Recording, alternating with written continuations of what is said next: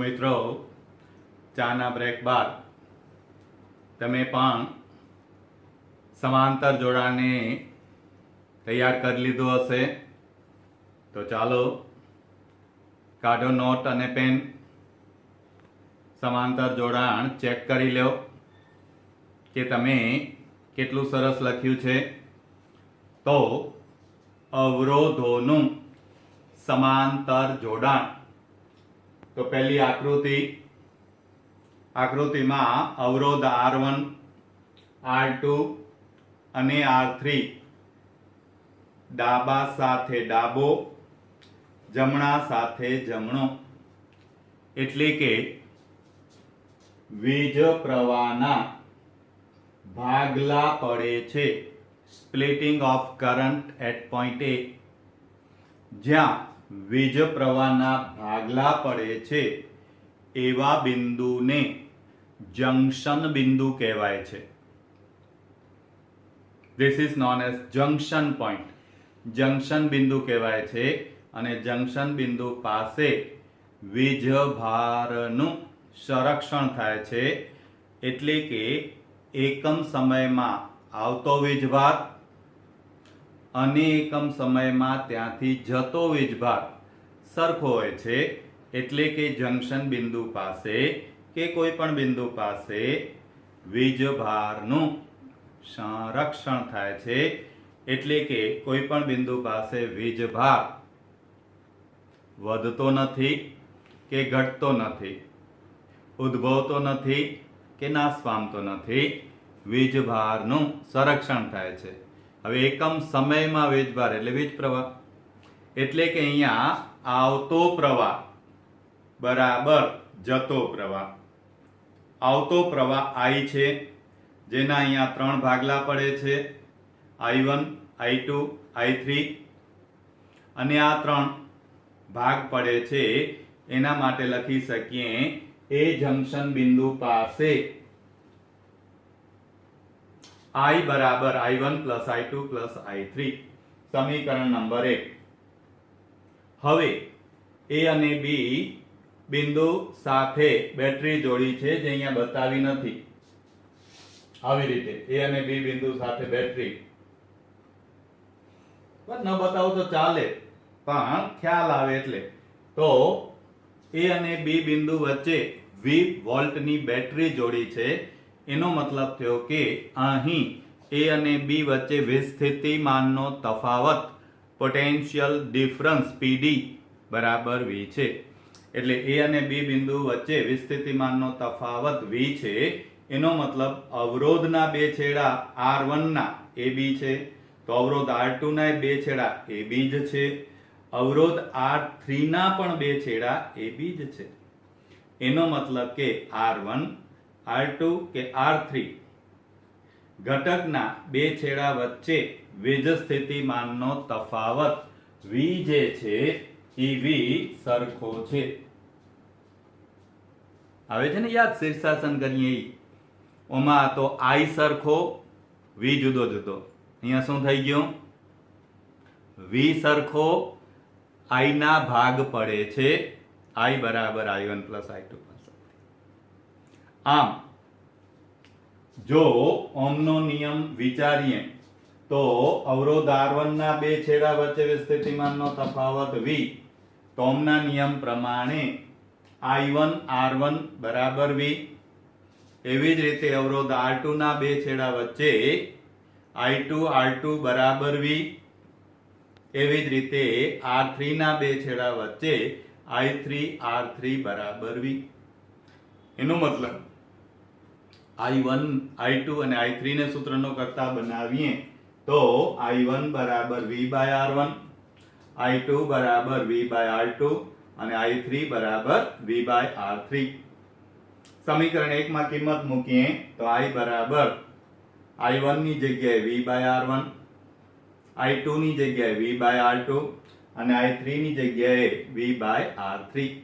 V common બીજી બાજુ લઈ જઈએ એટલે I બાય V બરાબર 1/R1 plus 1/R2 plus 1/R3.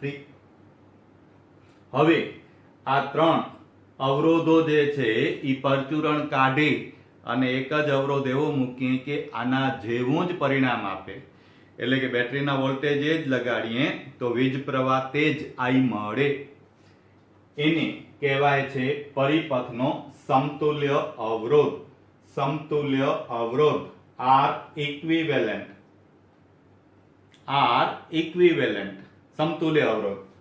તો અહીંયા આ ત્રણ અવરોધ કાઢી નાખ્યા છે, એની જગ્યાએ એક જ અવરોધ મૂક્યો છે R equivalent.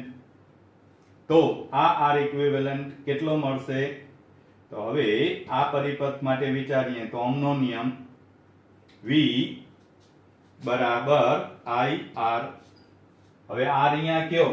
બરાબર, તો અહીંયા દેખાય છે R છે R equivalent, એટલે V બરાબર IR equivalent. I by V, કારણ કે અહીંયા આપણને I by V જોઈએ છે ને, એટલે I by V બરાબર 1/R equivalent. સમીકરણ 3 અને 4 સરખાવીએ તો 1/R equivalent બરાબર 1/R1 plus 1/R2 plus 1/R3. ઓમાં બે અવરોધ માટે લીધું, તો અહીંયા ત્રણ અવરોધ માટે. કહેવાનો મતલબ છે કે ગમે એટલા અવરોધ લઈ શકીએ, પણ વ્યસ્ત થઈ ગયું, જોયું શીર્ષાસન. R બરાબર R1 plus R2 શ્રેણી 1/R બરાબર 1/R1 plus 1/R2 plus 1/R3 સમાંતર પેરેલલ. હવે વિચારી જુઓ આનો ઉપયોગ શું કરશું? તો અહીંયા તમે કહી શકો કે ધારો કે R1 બરાબર 100 ઓહ્મ છે અને R2 બરાબર પણ 100 ઓહ્મ છે. જો શ્રેણીમાં જોડીએ તો કેટલો થાય? R series તો કેટલો થાય? R1 plus R2 એટલે કે 100 + 100 એટલે કે 200. પણ સમાંતરમાં જોડીએ તો શું થાય?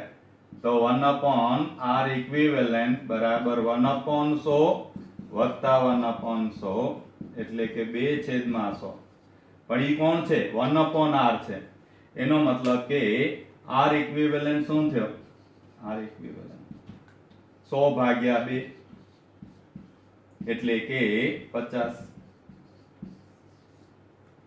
એકમ ઓહ્મ. એટલે અહીંયા બે ના સરવાળા જેટલો, એટલે અહીંયા આપણે આમ લખી શકીએ N into R. તો અહીંયા એના ભાગાકાર જેટલો, એટલે કે R પેરેલલ માટે શું? તો કે R by N. 100 ઓહ્મના બે અવરોધ, તો કે સમતુલ્ય કેટલો? 50. અહીંયા જવાબ મોટામાં મોટા કરતા મોટો, તો અહીંયા જવાબ નાનામાં નાના કરતા નાનો. ધારો કે તમે R1 અને R2 જે બે સરખા મૂલ્યના લીધા છે એની જગ્યાએ આમ લીધું હોત સમાંતરમાં, એક છે 1000 ઓહ્મનો R1 અને એની સાથે R2 બરાબર 2 ઓહ્મનો જોડીએ, આ બધું કામ આવશે એમીટર વોલ્ટમીટર ને એ બધા સાધનમાં, એટલે સમજો. તો સમતુલ્ય કેટલો થશે? તો કે 1/R પેરેલલ equivalent P એટલે પેરેલલ બરાબર 1/R1 plus 1/R2. હવે આ સ્ટેપ ન લખવું હોય તો આમ સીધું તમે ગણતરી વિચારી શકો. RP બરાબર R1 into R2 છેદમાં R1 plus R2. એનો મતલબ થયો કે અહીંયા જોજો હવે 1000 ગુણ્યા 2 છેદમાં 1000 વત્તા 2 એટલે કે 2000 ભાગ્યા 1002. હવે એમને ખાલી 1000 વિચારો ને તોય જવાબ આવે 2 ઓહ્મ. 2000 ભાગ્યા 1000 કરો ને 2. હવે છેદ મોટો છે એટલે ખરેખર શું થશે? તો કે 2 થી ઓછો. કહેવાનો મતલબ આ થયો કે હવે તમારી પાસે આ આઈડિયા હોવા જોઈએ કે એક 5000 ઓહ્મનો છે અને 5 ઓહ્મનો અવરોધ સમાંતરમાં છે, તો મલ્ટિપલ ચોઇસમાં સીધું વિચાર લેવાનું, 5 ઓહ્મથી ઓછો જ હોય. સમાંતરમાં પરિણામી અવરોધ નાનામાં નાના મૂલ્ય કરતા નાનો હોય. શ્રેણીમાં મોટામાં મોટા અવરોધ કરતા મોટો હોય. એટલે શ્રેણીમાં અવરોધ વધે તો પરિપથમાંથી વહેતો વીજ પ્રવાહ ઘટે. સમાંતરમાં નાના મૂલ્યનો અવરોધ જોડો તો સમતુલ્ય અવરોધ ઘટે. 1000 ની સાથે 2 ઓહ્મનો અવરોધ સમાંતરમાં જોડી દો તો આ 1000 ઓહ્મની કિંમત ગઈ, સમતુલ્ય કેટલી થઈ ગઈ? 2 ઓહ્મ. જેમ કે તમને પોલીસ વાળા પકડે અને તમે કહો કે સોરી અંકલ ને આમ થયું ને આમ લાયસન્સ ઉતાવળમાં ભૂલાઈ ગયું ને આમ, અને એ વખતે પીએસઆઈ ની ગાડી નીકળે. હવે એ પીએસઆઈ જો તમારો ઓળખીતા હોય તો શું કહેશે પોલીસ વાળાને? ભાઈ જવા દે મારા ભાઈબંધનો દીકરો છે. વાત આ છે અસરકારકતા, ઇફેક્ટિવ ની સાપેક્ષે. એમ 1000 ઓહ્મનો અવરોધ જે છે પણ 2 ઓહ્મનો અવરોધ સમાંતર જોડી દો,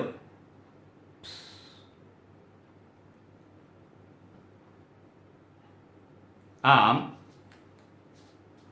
સમાંતરમાં અવરોધ ઘટે છે. હવે ખાસ ધ્યાન રાખજો, શ્રેણીમાં વીજ પ્રવાહ દરેક ઘટકમાંથી સરખો, સમાંતરમાં બે છેડા વચ્ચે વોલ્ટેજ સરખા. આ બહુ અગત્યનું. અને અગત્યનું આ સરખા મૂલ્યના અવરોધ હોય તો શ્રેણીમાં RS બરાબર R ઇન્ટુ N અને સમાંતરમાં RP બરાબર R ભાગ્યા N પણ સરખા હોય તો. આટલું મિત્રો યાદ રાખો એટલે તમને દાખલામાં MCQમાં એમને એમ ખબર પડતી જશે કે આ આવે આ ના આવે, આમ થાય આમ ન થાય. હવે ધારો કે આપણે એક મિક્સ જોડાણ લઈએ.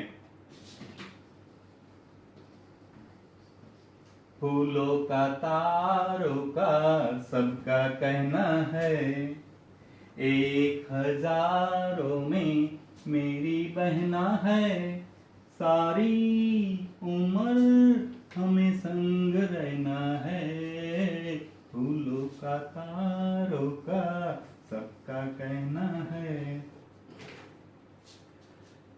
શ્રેણી સમાંતર માં પાછા ઘૂસી જઈએ તો અહીંયા એક નાનું એવું ઉદાહરણ લીધું છે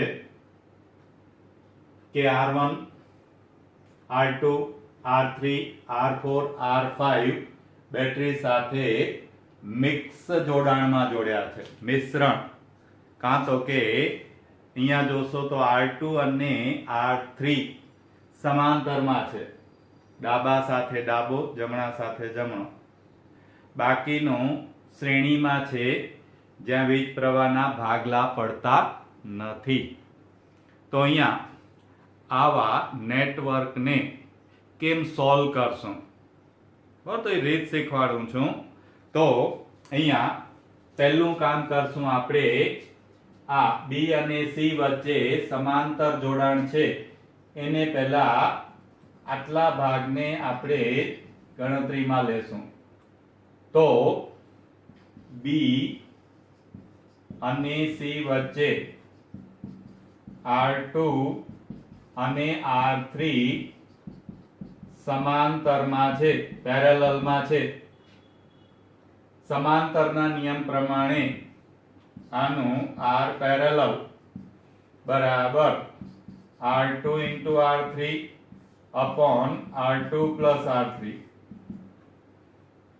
એટલે કે 30 ગુણ્યા 15 છેદમાં 30 વત્તા 15. 15 તેરી 45, 450, 30 plus 15, 30 વત્તા 15, 45, 45 એટલે 10. એનો મતલબ કે આપણને મળી ગયો આટલાનો સમતુલ્ય બરાબર 10 ઓહ્મ. હવે વિચારીએ તો આ પરચુરણ કાઢી કઈ 30 અને 15 વાળી એની જગ્યાએ કેટલો અવરોધ જોડાશે તો કે 10 ઓહ્મ. એટલે આખી સર્કિટ ફરીથી નથી દોરતો, તમે આટલું ધ્યાન રાખો માત્ર કે આ બી અને સી વચ્ચે આને કાઢી અને એની જગ્યાએ માત્ર આ 10 ઓહ્મ નો અવરોધ જોડીએ છીએ, કારણ કે એનો આ સમતુલ્ય છે. બી અને સી વચ્ચે આરપી બરાબર 10 ઓહ્મ. બરાબર, આનો કોપી પેસ્ટ કરજો, આ કાઢીને રાખો. તો હવે બાકીનું જોડાણ વિચારો તો શ્રેણી છે. તો હવે પરિપથનો સમતુલ્ય અવરોધ ઇક્વિવેલન્ટ આર ઇક્વિવેલન્ટ બરાબર શું થઈ જશે તો કે શ્રેણીમાં અવરોધોનો સરવાળો થાય. તો સરવાળો એટલે R1 વત્તા આનો RP વત્તા R4 R5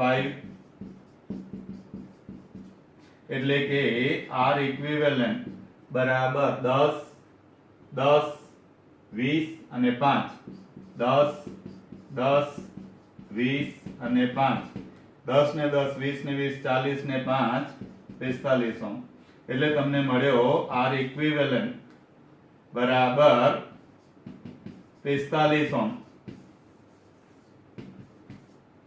હવે તો કે હવે આમ વિચારવાનું, આ બધી પરચુરણ દઈ દીધી, એની જગ્યાએ શું મળ્યું તો કે 45 ઓહ્મ. એટલે સમતુલ્ય પરિપથ આવી થઈ ને, કે આ એક જ અવરોધ હવે આનો સમતુલ્ય છે R ઇક્વિવેલન્ટ બરાબર 45 ઓહ્મ. એની સાથે બેટરી કેટલી 15 વોલ્ટની પ્લસ માઇનસ વીજ પ્રવાહ ધારો કે I વહે છે. પરિપથમાંથી વહેતો વીજ પ્રવાહ ન બદલે, કારણ કે સમતુલ્યનો મતલબ એ જ પરિણામ ન બદલે. તો અહીંયા આને ઓહમનો નિયમ લગાડીએ તો V બરાબર IR, માટે I બરાબર V બાય R. V છે 15, આ છે 45, 15 તેરી 45 એટલે વીજ પ્રવાહ થયો 1/3 એમ્પિયર. આમ પરિપથમાંથી વહેતો વીજ પ્રવાહ કેટલો મળ્યો તો કે I બરાબર 1/3 એમ્પિયર. પણ આવા વખતે ગણતરી ન કરો ને 1/3 એમને રાખો તોય વાંધો નથી. હવે I જ્યાં જ્યાં છે અહીંયા આ જ મળશે, અહીંયા 1/3, અહીંયાથી I, અહીંયાથી I. હવે વાત આ રહી I1 અને I2 ની, કે I1 અને I2 કેટલા હશે. તો એ I1 અને I2 માટે આપણે શું કરશું તો હવે એ સમજો. તો કે 30 અને 15, 30 ઓહ્મ અને 15 ઓહ્મ સમાંતર જોડાણમાં છે. સમાંતરમાં વોલ્ટેજ સરખા હોય B અને C વચ્ચેના, VBC બંને માટે સમાન. હા, VBC સમાન હો, આ V જેટલા અહીંયા નહીં હોય, કારણ કે આ બેટરીના બે છેડા અહીંયા નથી.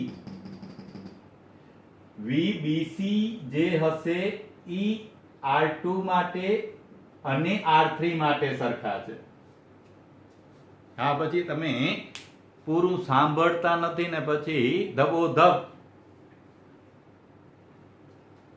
સરખું સમજજો. એટલે VBC તો હવે VBC એટલે આમ કહી શકીએ ને I1 R2 બરાબર I2 R3 એટલે કે I1 by I2 બરાબર R3 by R2 R3 ને R2 છે આપણી પાસે 15 અને 30 R3 છે 15 આ છે 30 એટલે કે 1/2 એનો મતલબ કે I1 by I2 બરાબર 1/2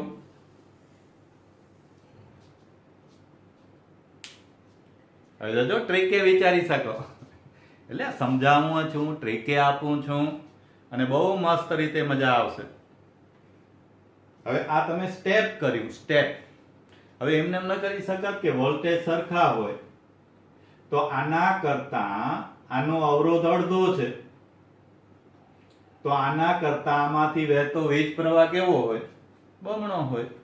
દેખાય છે જુઓ 2I1 બરાબર I2 કારણ V બરાબર IR V સરખો હોય તો IR અચળ રહે. અવરોધ ડબલ થાય તો વીજ પ્રવાહ અડધો થાય, અવરોધ અડધો થાય તો વીજ પ્રવાહ ડબલ થાય. એટલે આ સ્ટેપે બતાવું છું અને ટ્રીકે બતાવું છું એટલે ખાસ બે વસ્તુને સાથે સાથે સમજજો.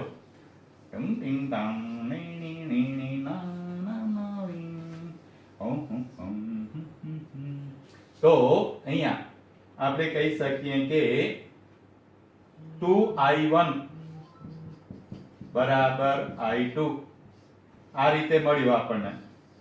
પણ હવે યાદ કરો કિર્ચોફનો નિયમ શું છે? જંક્શન પાસે આવે એટલો જ જાય. એટલે આપણે કહી શકીએ કે જંક્શન બિંદુ પાસે જેટલો આવે છે એટલો જ જાય છે. કારણ કે વીજભારનું સંરક્ષણ થાય માટે વીજ પ્રવાહ પણ આવે એટલો જ જાય. I આપણી પાસે છે 1/3 એમ્પિયર. તો I1 બરાબર કેટલા? તો કે I1 બરાબર I1.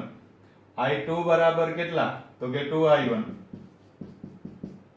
એટલે I1 વત્તા 2I1 3I1 માટે I1 બરાબર કેટલા? આ છેદમાં જાય 1 3 તેરી 9. તો I1 કેટલા મળ્યા? તો કે I1 મળ્યા 1/9 એમ્પિયર. 3 અહીંયા ગયા 3 તેરી 9.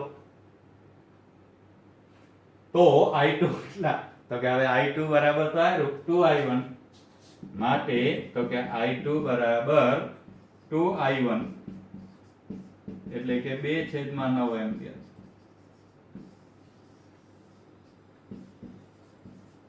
બરાબર. તો આ થઈ ગયું દરેક ઘટકમાંથી વહેતો વીજ પ્રવાહ કે અહીંયાથી વહેતો હશે 1/3 એમ્પિયર, અહીંયાથી વહેતો હશે 1/9 એમ્પિયર, અહીંયાથી વહેતો હશે 2/9 એમ્પિયર, અહીંયાથી વહેતો હશે વળી પાછો 1/3 એમ્પિયર, અહીંયાથી પણ 1/3 એમ્પિયર. આમ આ એક રીત છે. This is one of the method. હા આમ પણ તમે કરી શકશો કે હવે આના વોલ્ટેજ શોધતા જાઓ. તો આના વોલ્ટેજ આના વોલ્ટેજ આના વોલ્ટેજ આના વોલ્ટેજ કાં તો કે આ શ્રેણીમાં છે V બરાબર VAB plus VBC plus VCD plus VDE. હવે આના વોલ્ટેજ તમને મળી જશે 1/3 ગુણ્યા 10, 1/3 ગુણ્યા 20, 1/3 ગુણ્યા 5. કારણ કે ઓહમનો નિયમ V બરાબર IR. આના બાકી રહી જશે પણ ટોટલ વોલ્ટેજ તમારી પાસે છે તો આ બાકીના વોલ્ટેજ એમાંથી બાદ કરો એટલે આના મળી જાય. હવે આના વોલ્ટેજ તમને મળી ગયા, આના વોલ્ટેજ મળી ગયા એટલે I1 R2 બરાબર VBC આના બરાબર તો એ મળી જશે. તો that is the second method. ત્રીજી તો કે ત્રીજી કિર્ચોફના નિયમો શીખશું ત્યારે કિર્ચોફના બીજા નિયમથી બંધ ગાળાને એ રીત થશે. એટલે અહીંયા તમારી પાસે કેવા આઈડિયાઝ છે, બાકી સર્કિટને જોઈને ગભરાવાની જરાય જરૂર નથી. It's a very creative. દરેક દાખલો 2, 3, 4 રીતે થશે અને તમે જેમ કરતા જશો ને એમાં અંદરથી એમ કોન્ફિડન્સ આવતો જશે કે ઓહો વાડે વાહ પાકી હશે તો આણે વાંધો નહીં. ખરેખર એવું થશે. પણ બેટા પહેલા મહેનત કરવી પડશે, કારણ કે પહેલા ત્યાં સુધી લેવલ પકડવું પડે. બરાબર, પહેલા ઉધાર ચૂકવીએ, ઉધાર પૂરી થાય પછી જે કમાઈએ એ બચત થાય, એ જમા થાય. જ્યાં સુધી ઉધાર ચૂકવાયેલી ન હોય ત્યાં સુધી બચત ન થાય, ત્યાં સુધી લેવલ પકડવું પડે. મિત્રો, શ્રેણી સમાંતરને અહીંયા ઘણા બધા દાખલા સાથે તમારે વિચારવાનું છે. નેક્સ્ટ ટાઈમ નેક્સ્ટ લેક્ચરમાં જશું આગળ કિર્ચોફના નિયમો, જે બહુ સરસ છે. વચ્ચે એક નાનો પોઈન્ટ લઈ લેશું, બેટરીના આંતરિક અવરોધને કારણે, કે જે તમે 11થમાં કેમેસ્ટ્રીમાં સેલ શીખો છો એટલે એની ચર્ચા નહીં કરીએ. એનોડ કેથોડ કેવી રીતે ઓક્સિડેશન રિડક્શન કરે છે એ અહીંયા ફિઝિક્સમાં જરૂર નથી. અહીંયા આપણે એના સૂત્રની વાત કરશું અને એ સૂત્ર ટ્રિક્સ આપીશ કે કેવી રીતે એપ્લાય કરવું દાખલામાં, MCQમાં. અને પછી આવો જ એક સરસ મજાનો પોઈન્ટ કિર્ચોફના નિયમો અને પછી ઢગલાબંધ સર્કિટો. બરાબર, તો ચાલો મિત્રો વળી પાછા આટલું આજે કરી નાખો, કાલે પ્રેક્ટિસ કરી લ્યો એટલે પરમ દિવસે પાછો એક નવો પોઈન્ટ.